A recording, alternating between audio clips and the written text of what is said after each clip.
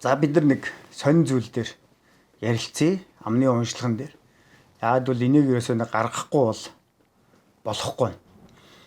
Тэгэхээр юу гэвэл бид нар ер нь манай орчил бидний амьдарч байгаа зүйл юунаас бүтдэг вэ гэхээр за мэдээж одоо энергийн маш том урсгалаас бүрддэг. Квантын онол дээр ер нь тэгж яригддаг. За дараа нь квантын нэгдсэн талбай гэж нэг талбай байна. Энийг бид нэр янз янзын одоо газар өөр хэлдэг.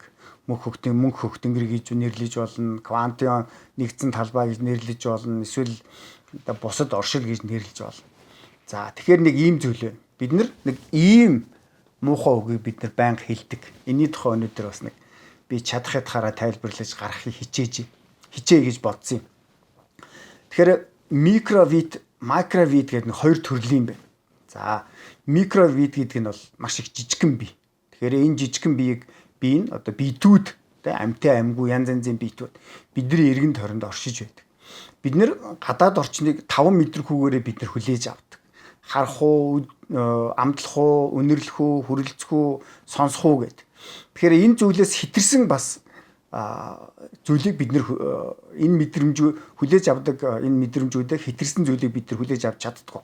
Ягаад гэвэл зөвхөн энэ 5 эрхтнэрээ л бид нэр явах. Гадаад орчноос гадаад орчиндөө нэгсэнтэй харьцдаг. Тэднэрт байгаа зүйлийг мэдж авдаг. Тэднэрээс одоо юм хүлээж авдаг. Бас мэдхгүйгээ хүлээж авдаггүй гэсэн. Тэгэхээр бидний эргэн тойронд байгаа гадаад ертөнц, гадаад оршил бол энээс бол хэтэрсэн зүйл байдаг. Тэгэхээр бид нэр тэр хэтэрсэн зүйлийг бидний энэ одоо өчүүхэн 5 эрхтэн хүлээж авах боломжгүй болчихдог. За яг зөвхөн 6 дахь мэдрэмж гэж бид нэр ярьдаг тийм үү? Энэ бол бидний зүн бэлэг эсвэл мэдрэмжээ бид нэр 6 дахь мэдрэхүү гэж хэлдэг. За энэ бол байж болох зүйл. Энийг хөгжүүлвэл ер нь болдог зүйл. Энд нэг өнөөдрийн ярих сэдэв болохоо микро зүйл гэдэг нь маш их жижигхэн гэсэн. Бидний нүдэнд огт харагдахгүй байж болно. Чихэнд огт сонсогдохгүй байж болно. Гэхдээ тийм зүйл, тийм одоо оршил байна гэсэн үг. За макро гэдэг нь бол маш том гэсэн үг. Бас тэд нар амьтай хөдөлдөг бас тийм бүтэн том оршихуу гэсэн үг. Тэгэхээр энэ талаар хэдхэн үг хэлье. За макро гэдэг нь одоо юугаар ойлгож болох вэ? Жишээ нь уул байж болох. Бид нар ингээд нэг уулс хайрхтуудыг харахад нэг тийм хад мадыг харахад хөдөлдгүү юм шиг, амьгүй юм шиг байна. Гэтэ энэ бол яг бүхэл бүтэн амьтай бүхэл бүтэн нэг том систем байдаг. Бүр өөр ингэсэн систем. Тэр нь хэдэн зууны хувьд яг өөрчлөгдөж байдаг, томордог, жижигэрдэг, нүүдэг, тэгээд бий болдог, эсвэл алга болдог гэдэг тийм үү. Тэгэхээр энийг бид нэр орчин энэ өөрсдийнхөө одоо энэ нэг 60 жил тийм үү 60-ны амьдрал бид нар энийг ажиглаж чаддгүй. Яг бол бидний нас үнэндээ энд бол хүрдэггүй. Яг жинхэнэ одоо зураглалыг харах юм бол энэ том макро юмнууд бол ерөөс яг гэсэн өөр ингэсэн амьтаа хөдөлж байдаг, том ургаад байдаг шүү дээ. Тэгээ харахад бол ингээд амьгүй юм шиг. Гэтэ тэр бол амьтай бүх өөрийн гэсэн мэдрэхүйтэй. Энийг бол харин бид нэр зарим тохиолдолд бид нар энийг тоодоггүй тийм. Ягаад гэвэл энэ бол амьгүй гэж үздэг. Ягаад гэвэл энэ нэгтлэгийг одоо хэтэрхий их уул уурхагээд ухаж байгаа үед бол за яг одоо нэг тийм говь тийм үү эсвэл энийг ухахад яадаг гэдэг ч юм. Гэтэл эн чинь бүхэл үдэн амьд оршихуй байдаг. За энэ бол энийг бол бид макро зүйл гэдэг тийм макро гэдэг. За микро гэдэг нь микро нь болохоор эсрэгээр жижигхэн гэсэн үг тийм үү? Нэр нь бол үгний гарал үүснэ. Тэгэхээр бидний нүдэнд харагддаггүй маш их олон жижиг одоо сайн сайхан зүйлүүд байдаг. За энийг бол монголчууд эртээр үеэс үнэхээр одоо маш сайн мэддэг байсан. Жишээ нь одоо энэ үгийг бол бид нар ерөөсө хэлэхээс яах үнэхээр их цээрэлдэг байсан. Бид нар ч гэсэн одоо янз янзын кинон дээр харж ирсэн шүү дээ тийм ээ. За би энэ үгийг л хэлэхгүй яах вэ? Ардаа юус шилүү тийм ээ. Нэг кинон дээр байдаг шүү дээ тийм. Энэ үгийг л энэ муухай үгийг л би хэлэхгүй яах вэ? Энэ юмний цаанд гарах юм шүү гэж шүд зуугаад байдаг тийм. Гэтэл өнөөдөр биднэрт юу болж байна вэ гэвэл ерөөсөө л за баг одоо багчуулаас эхлээл яах вэ? Бүгд ерөөсөө энэ нэг амны уншлага болчихно.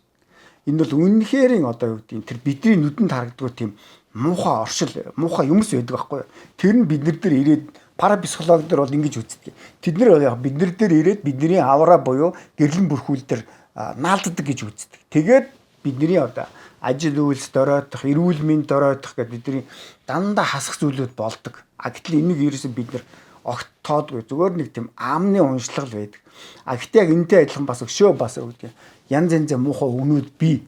Гэтээ тэрийг бид нар яг тэр болгон хилдэггүй. Харин орчин үед бол энэ үгийг бол арай л хэтэрхий яах вэ? Бид нар амны уншлага болгож байна. Энэ бол үнэхээр энэ таагүй зүйл.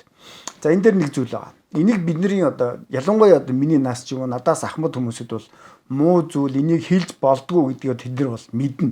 Харин зүгээр л тэд нар яг амаа хамхиад ерөөсө дуурахгүй байна энэ тийм. Эсвэл маш их бага дуурч байна.